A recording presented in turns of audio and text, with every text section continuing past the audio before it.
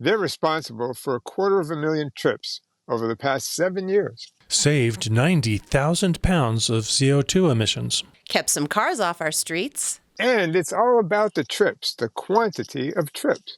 We're talking about PikeRide, our community's bike share program, next on Loving the Springs, where we celebrate the best and elevate the rest.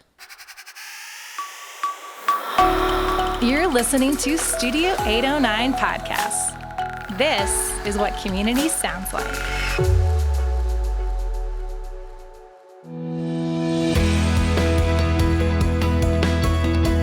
All right, this is going to be a fun episode because we are all big bike supporters and fanatics, so we love our guest, Tara McCarthy. Thanks for joining us today. Thanks for having me. I'm Dave Gardner in the studio, and I'm Carrie Simison, and I do have to put a little asterisk. I had the pleasure of serving on the PikeRide board for an entire lifetime, I think. Yes. I'm no longer on there, but they hold a very near and dear place in my heart. And Al, I don't see Al Brody in the studio. Where are you, Al? Al is in LaSalle, Illinois, rural LaSalle, Illinois, right outside their library with Wi-Fi that comes and goes. Well, thanks for joining us, Al. We are recording in the studio, most of us, in the Studio 809 Podcast's community podcast studio at the Next Us, a professional cooperative environment for small businesses in downtown Colorado Springs. A lot of people that know what PikeRide is, they probably think it's just those speedy white bikes that you can, jump around and, have a good time. But PikeRide is really a lot more than just an e-bike share program that can get you from point A to point B and put a big smile on your face. And that's why we have Tara McCarthy, the Executive Director of PikeRide, which is a local nonprofit. So everyone that works at PikeRide lives here in the Colorado Springs area. They love the Colorado Springs area. And at that point, I'm going to toss it over to you, Tara, to introduce yourself and give us the elevator pitch about PikeRide and tell us kind of what we want to talk about today. Yeah, sure. So Tara McCarthy, the Executive Director of PikeRide. I joined the organization about 2.5 years ago, and so really lucky to sit in this seat and be able to impact change and really create life transformations for my community. And that's all through the two-wheeled bicycle. And like Carrie said, most people think of our bikes as recreation, as tourist amenity for our city, which we are, yet most people don't know that last year we helped keep 40 people housed because they had access to resources and opportunities. And so we do a lot in the community by providing affordable rides. We lease e-bikes to low-income individuals. That could be someone who might be living at Greenway Flats, one of our community's residential home for chronically homeless, or maybe it's somebody who actually just got released from prison and needs transportation to really transform their life. Yeah, I had never thought about it that way. So it's pretty cool because, I love getting on a PikeRide. I live about 2.5 miles from where I work downtown. I kind of have maybe a 10-mile loop that I spend most of my time in, and I love to jump on a PikeRide whenever, the weather is nice enough to do that, which is about 300 days a year. And so my membership or my, fees that I pay for the day to use my bike ride can help offset then these other programs that PikeRide can provide to people that are more in need. So our tourists and our locals that use it because they want to really help PikeRide do the work for people that use it because they have to. Yeah, and you mentioned they're a nonprofit, and we're in the middle of the Give campaign, so it's an extra special time when people in the community could actually just make a donation. That would be great. If you're listening, pikeride.org/give. So I have to ask a quick question to see if this is happening this year. In years past, part of the program around the end of the year was you could adopt a PikeRide and name it. Is that going to happen again this year? So we already ran that campaign. So we have 29 new named bikes going out into the community. We have people who've chosen maybe their own name or have chosen somebody else's name who's made an impact in their life. So for instance, someone last year named a bike after their neighbor who had given him and his son a bike to use for transportation because they only had one car between the two of them. And so he did that in her honor. And so we also have a bike named Karaoke for someone who's sitting at this table. I just love that campaign. And I know originally it was a great fun way to be able to honor people or just do something fun.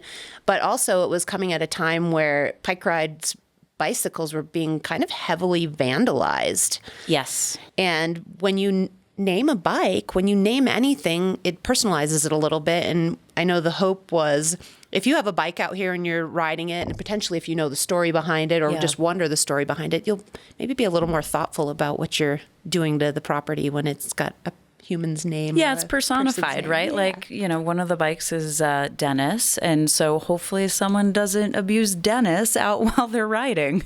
How does one identify that name? Is it printed on the bike? Yeah, it's actually on the seat post. And so it's, 1.3 inches high by, depending upon the character. So it's very visible on the rider's left-hand side on the bike. I love PikeRide because I like to keep as many people as possible out of their cars. So it's doing its part for that. And I do want to talk a little bit about that and help introduce some people who may have not tried it to how they can engage with that. But I think maybe first, shall we talk a little bit more about the details of how the bicycles can help people who really need transportation? Sure, absolutely. How does that work? We have two programs. They are both for low-income individuals. People can apply on our website. There's two different applications.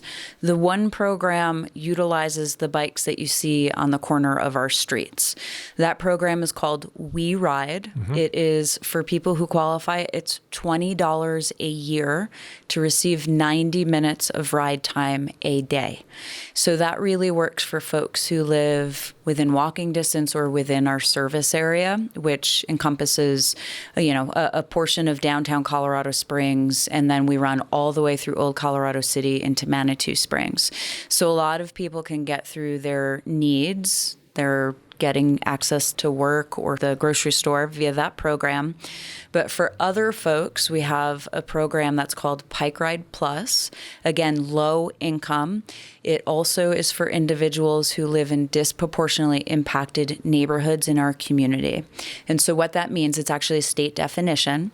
So that means a historic low income community, a community of color, a mobile home community. There's a number of other definitions as well. So there's two qualifications for that program.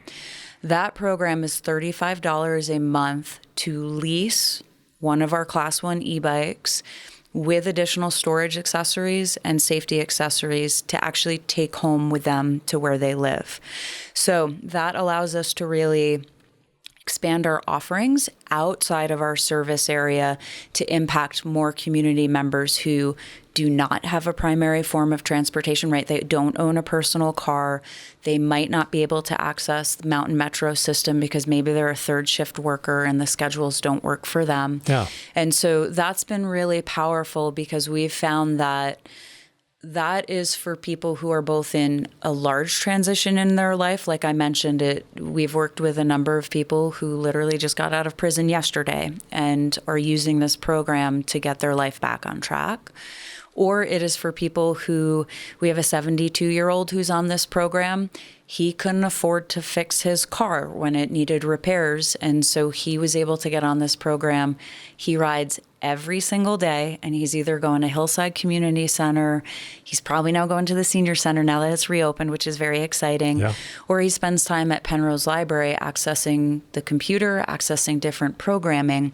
So we've found that these two programs really make a huge difference in people's lives to allow them to do the things that, for those of us who have a car, don't even think about the challenges if we didn't have a car. So really life transforming, these two programs. Very cool. Okay, so now let's just turn to just the average person who might be thinking, okay, fewer automobile trips, or maybe my significant other and I can drop down to being a one-car family because if we need two of us going different places, we can access a bike. How does that work? Our bikes are operated by a smartphone app. So you need the smartphone app, you need to create an account, and then you can literally walk up to any bike on the corner, scan it, ride off, and there you go. Or we have different affordable programs. We have day passes, which are really geared towards tourists. So for instance, we have a 4-hour adventure pass, which a lot of visitors use to go ride through Garden of the Gods, or maybe they're trying to get to Manitou or from Manitou, so that really serves them, and being able to explore our wonderful environment and also be able to explore a little bit more of our small businesses and our attractions. And then we have a monthly pass, seasonal 3-month pass, or an annual pass. And those memberships give people 90 minutes of ride time per day at an affordable cost. So on any of these plans, you don't ride the bike home and put it in your garage overnight? You do not. These are public bikes, and so we want to make sure that when you're done with your ride, it's available for someone else right after. So most of our bikes are ridden at least once a day. Some of them, depending upon the station, are ridden 10 times a day. And I actually find that fascinating, that one bike can just interact with so many different members of our community on a daily basis, on a weekly basis, and serve the varying needs that our community has. I do want to talk about the service area, because if you try to ride one of these bikes outside the service area, I understand it explodes. That would be an interesting functionality of our bikes. So they don't explode, and you can ride outside of the service area. We just ask you to return it back to the service area. Okay. So for instance, Garden of the Gods is not in our service area, but you can certainly take it, explore, bring it back to the service area. And we ask that that happens. That way people can assume correctly that there's a bike available at the nearest station to them. So we have a lot of Colorado College students who actually really like Trader Joe's up at University Villages, and they actually ride the bikes up there, get groceries, and come back on down to campus. Perfect. That's a great ride. Yeah, really pretty right now. And it's super nice with it being an e-bike, you know, when you're over in that University Village area or potentially going up towards like UCCS, like that little extra climb. push Assist, in yeah. the PikeRide, it really helps keep the sweat down. Now, there are quite a few places where the bikes are clustered. How many places? We have 98 stations right now. Wow. Yeah. And you've got a map on your website. We do. Maybe Yep. even on the app where you can Yep, find on the it. app and on the website, so you can find out where we are. There's stations at supermarkets, there's stations at libraries. We really kind of focus on where people need to go.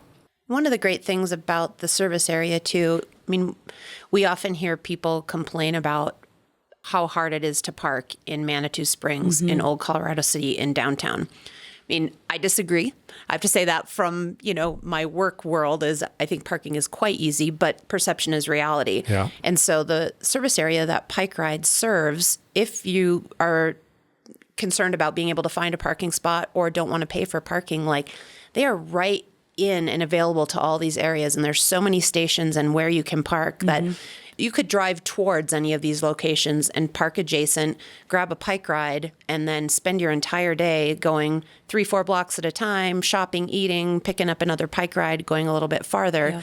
And you're not dealing with what might be a headache and heartache to you in the parking situation. Yeah. If you're going to have coffee at the Exchange, frequently you can't just get a parking spot right out in front of there. It's very popular, great place to see and be seen. And maybe it really bugs you. Gosh, the parking garage is, 3 blocks away? Heaven forbid. Well, if that bugs you and you want to be on wheels right up to the front door, then And catch a bike. An opportunity. There's a PikeRide station right there around the corner from the Tejon and Exchange. Marino. Yep. Yeah. So how do you keep all those bikes charged? Oh, that's a great question. It's a daily exercise for our staff. We charge the batteries in-house, and then our staff on a daily basis goes and swaps the batteries when they're low.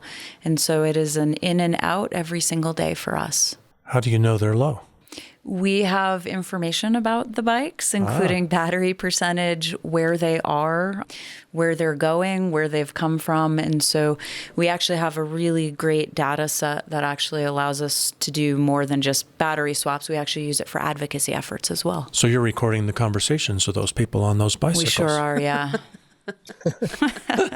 So with that data set, For future ads. I knew it. Google's got nothing on you. Yeah, that's right. Tara, with that data set, you mentioned the students at Colorado College. How about the students at UCCS going to Trader Joe's? So we actually, unfortunately, don't have a service area up yet at UCCS campus. We've been in talks with them for years as to how we both financially could make that work. There is absolutely interest. We think that the PikeRide bikes would be really great for students, staff, and faculty to access university villages for services, for groceries, et cetera. But we're waiting for that right financial environment, that right grant to allow us to make that happen. Makes Well, sense. according to the sustainability person, they're waiting for that financial number to change too. So. Yeah, I'm sure. Unfortunately, bikes and managing a bike share system it's not as cheap as the rides that we provide. Every ride is subsidized. And so when we talk about expansion, that's a capital investment for us and then ongoing operational fees. So it can be a little challenging. Every ride is subsidized. Dave, when it comes to transportation, every ride is subsidized. Whether you're in a car or a bus or a train or a plane, they're all subsidized. Yeah, so we operate very much like public transportation. We operate just like Mountain Metro. So every ride, the person is paying about 15 to 19% of how much it actually costs to run that ride. Wow, it is pretty affordable. Yeah. So that's why in times like the Give campaign and other times, it's really important to look at all of our local nonprofits and something like PikeRide. When you hear these stories that Tara is telling about folks that use PikeRide Plus or We Ride, yes, when I ride as an individual, it helps fund that. But really, when I'm riding as an individual, still I'm only paying for about 19% of my ride. So it doesn't actually pay towards that other than, you know, the support you're giving. So it's super important. If you believe in getting more cars off the streets, you believe in the health benefits of riding a bike, you believe in making sure that everyone has an opportunity to leave their house and go to the doctor, leave their house and go to a job, leave their house and go to the grocery store, and you see and hear the stories of the folks that use PikeRide to do that, like it's really, really important to consider them in your giving, whether that's end of year giving or just anytime giving. Yeah, and that just reminds me that, you know, one really great thing about e-bikes is it is putting more bicycles on our streets. I see a lot more people riding. Yeah. And that's a good thing for safety too, because the more bicyclists that are on the streets, motorists are finally going to get used to the fact that there are bicycles out there. And they'll stay out of the bike lanes and observe the lane markings more and more, I think. So. Absolutely. Yeah, so thanks for helping do that. Yeah, you're welcome. So if somebody wants to give to PikeRide, where do they go? They can go to our website. So it's pikeride.org/give. And we'll be running our Colorado Gives campaign starting November 1st. And so, yeah, please consider us. It's really important for our community to be able to get around and get to what people need to do, like jobs and whatnot. And if you've never been on a bike ride, like now is the time. We are in probably the most beautiful season of Colorado's multiple seasons. The sun is out. You can hit me up. I'll take you on a bike ride. Again, we've talked so much about e-bikes on this program, and the e-bike smile is a real thing. Whenever I've gotten on a bike ride with someone for the first time and they do that first push of the pedals, they their eyes pop open and you almost see them like swing back a little bit and you see them smile. It's a feeling like no other. So you guys know where to find me, but if you don't, I'm on Instagram at Hot Chick Cold Beer. I'm at the Downtown Partnership. I'm on Facebook under my real name. Like, I will take you for a bike ride anytime. Yeah, absolutely. I mean, like you said, it is the best time of riding right now. The trees are changing. And I think also that most of us grew up and the bike was our first freedom from our parents, from our siblings, from what have you. And I think for people who haven't ridden a bike in a long time, you get that sense of freedom all over again when you get on a bike. And hey, if it's a little bit easier, so much more the fun. Yeah. There used to be discs on the wheels of the bikes, and there was artwork on them. Is there anything going on with that anymore? We had a couple of partnerships that provided art, these beautiful wheel discs. And so We still try and run that program for partnerships.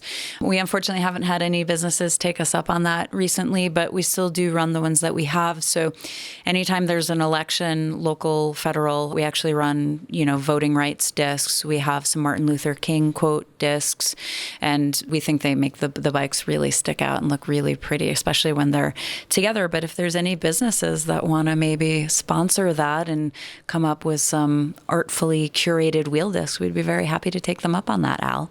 Sounds good. Even better than your karaoke name tag on the bike.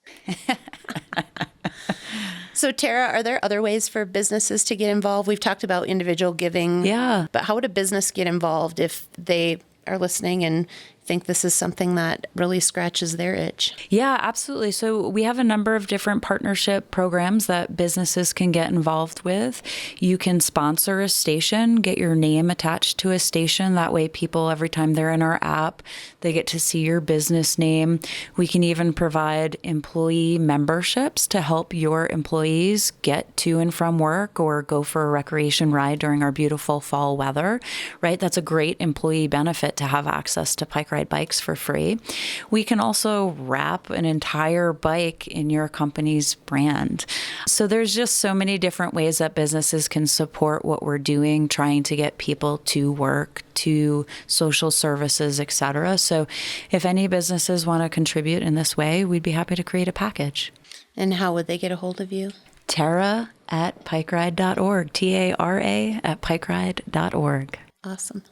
All right. And if you're looking for the app, it's called Get Your Butt on a Bike Now. Yep. It's long, but that's the one.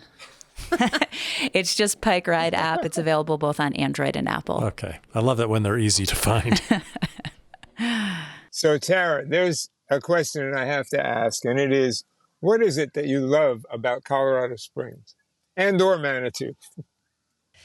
So I moved here from New York, and to be honest, when I moved here almost 20 years ago, I kind of struggled with Colorado Springs, but I stayed, and I think I've really grown to love this community because, looking out the window, you can see the mountain range, you can see changing leaves, and I can get on a bike and go climb at City Rock. And I think our community really is unique in that we have wonderful urban area, and yet you could also bike to however many city parks that have mountain biking trails to hike.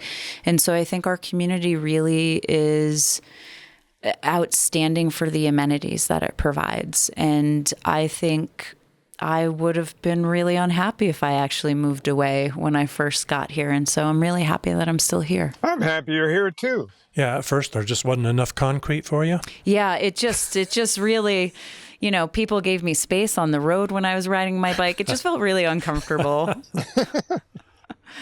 Tara, did we miss anything that you would like to talk about attached to PikeRide? PikeRide, luckily, has been awarded a couple of state grants, and I always say this with like a knock on wood, but we were awarded 2 state agency grants, so knock on wood that our state budget holds up. But hopefully over the next couple of years, we're going to be adding at least 150 e-bikes to our service. We're going to be adding 2 electric recumbent bicycles, actually tricycles, for folks that have mobility challenges. Cool. And one of those is a pedal bike and the other is a hand cycle. So for folks who may not be able to use their lower limbs, may not have lower limbs, there's going to be an option for them to use a PikeRide bike. We're also going to be adding e-cargo bikes to our fleet, just a small number, but it's really exciting because it lets people use bicycles that may not have really found that our bikes work for them. And so we're consistently looking for opportunities to make sure that all of our community members can use our services and can use them for what they have going on. That is so exciting. Yeah, we're my gosh. very, very excited about this. Yes. We have to do a ribbon cutting for those when they get ready to come out. Absolutely. That's a great idea. Fun. Yeah. So I do want to bring up something today that only kind of peripherally has anything to do with PikeRide. So the day that we're recording, and this will be past by the time we come out, but it will not certainly be irrelevant. It's TS Day. It's Taylor Swift Day today. So her brand new album, Life of a Showgirl, has just released midnight last night, and at least 3 of us on the podcast have already listened to some of it. Mm-hmm. Obviously, I work for downtown Colorado Springs, and my coworker had this, what I think is a brilliant idea, and we did several versions of the TS album cover called Life of a Downtown Girl. So if you're on Facebook or Instagram, head over to the Downtown Colorado Springs Facebook page or at downtown_CS Instagram. Check them out. We think they're great. I was asking Tara if, they had been listening to Taylor at all this morning. I kind of thought the answer would be no, but... We do all of the repairs on our bikes, so we have in-house mechanics, and I will say that the shop Spotify account goes through all genres of music. And today, Kevin and Roland in our shop immediately put on the new Taylor Swift album. Not just one song, but the album is probably still going. It was on when I left the office for the podcast. So yes, we are listening to Taylor today. Hey, Al, that's something for you to listen to on the road. You're a Swiftie.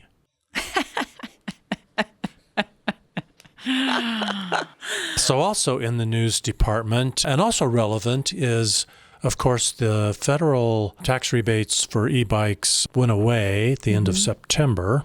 But I just heard on KRCC this morning, shout out to KRCC, we love them. Yep.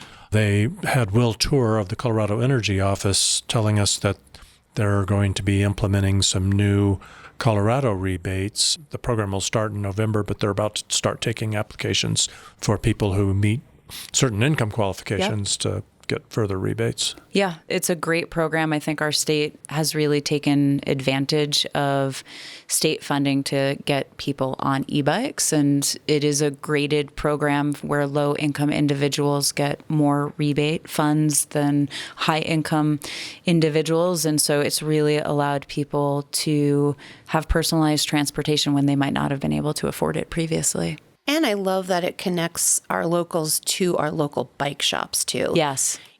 Bike shops business has gone up and down over the years. And I think before we got into COVID, they were struggling pretty heavily because people were buying so much online. COVID did a little bit of a turnaround of that because we all were desperate to get out of our houses and wherever we could go, which happened to be into the great outdoors.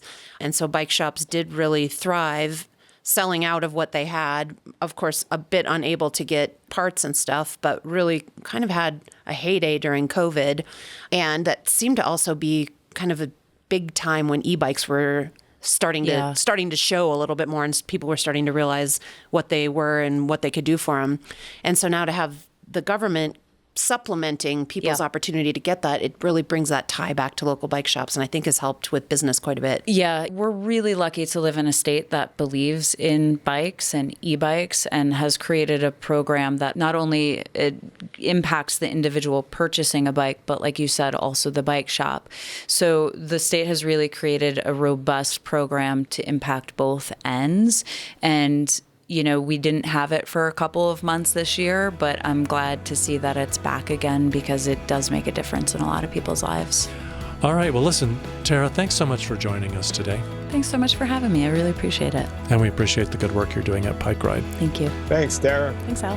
And thanks for listening to Loving the Springs, where we celebrate the best and elevate the rest.